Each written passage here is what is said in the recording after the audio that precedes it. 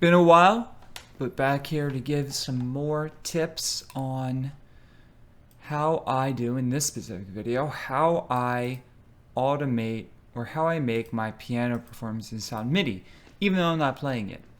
I'll have a link to my description of a song I just did where I have majority piano, and I spent a lot of time trying to make it sound realistic. And I think I can give you some tips to show you how I did that. And I'll take what I did there and apply it here. So I made a simple progression that sounds like this.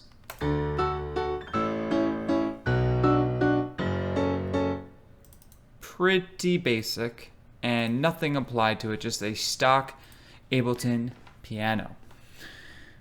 And my first tip is to use velocity. And there are a couple ways to do this. One, there's this MIDI effect. If you go to MIDI effects and go to velocity, you can add some random. And what this is doing, it is automatically adding random velocity. You won't see it here, but it's automatically adding random velocity, which you will hear now.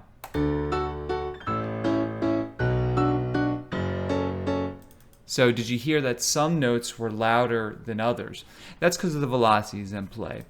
And really, you can adjust this to taste. I won't get too deep into how to control this, but if you turn this down, we're basically saying only allow velocity of 1 to 21. And watch, it will be much lower.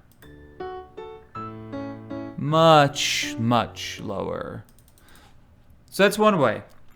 Another way is to actually go in and manually adjust your velocity. So I have these kind of runs up here, and if I turn them up really loud, it's going to sound terrible. But let's just leave it here for the sake of argument.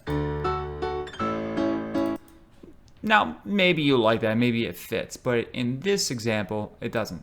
These are more accent notes, so I kind of want them to kind of run in. So let's just do that.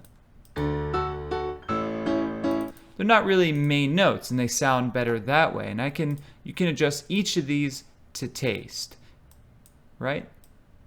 So that's one way to do it.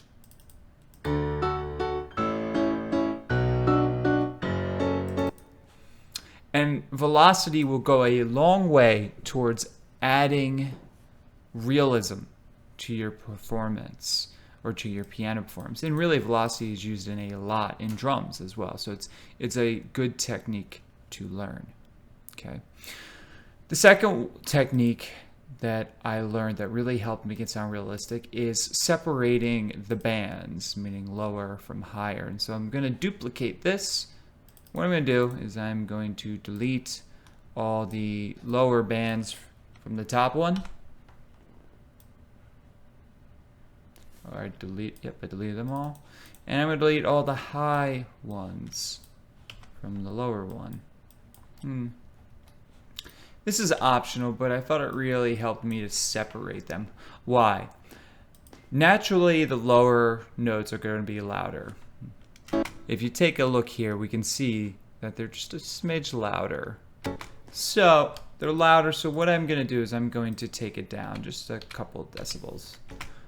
And for me, that really helped being able to control the volume. Otherwise, when they're all lumped together, maybe you want the higher notes to come through more. Maybe you want the lower notes to come through more. It all depends on your work, but being able to separate those bands really helped when being able to adjust to taste.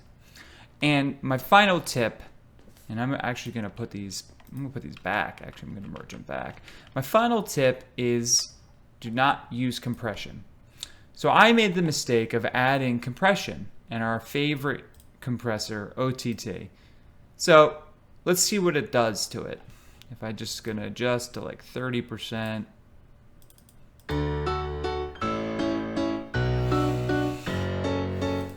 So putting that on just like that sounds pretty good. It sounds really full, adds this character to it. All the hits sound really crisp. Only problem is it doesn't sound realistic. So you could keep it if that's what you want, but just know it just isn't a particularly realistic sound. It makes sense in the context of some dance tracks, but for me, it didn't make sense in terms of realism. If I'm going to put any sort of compression on it, it's going to be a very limited compression, and typically it'll be about 2 to 1 And as we can see here, we'll look at the compression. If anything, I'm going to limit it just a little bit, not much. Because we want to retain that dynamic range. And that's the important part about piano, is the dynamics. If you place that OTT or a really strong compressor on, you completely squash the dynamics. And that's not what we want. And so those were my 3 tips that really helped give me a realistic piano sound. And hopefully those tips help you as well. If you have any questions, feel free to leave a comment, and I will post a link to my track that I referenced in the info. Thanks again, guys.